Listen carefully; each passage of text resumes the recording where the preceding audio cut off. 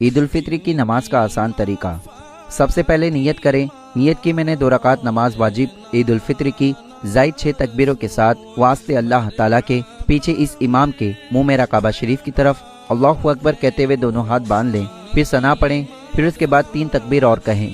पहली तकबीर में दोनों हाथ कानों तक उठाएं और अल्लाहु अकबर कहते हुए छोड़ दें। इसी तरह दूसरी तकबीर कहें और अल्लाहु अकबर कहते हुए दोनों हाथ छोड़ दें।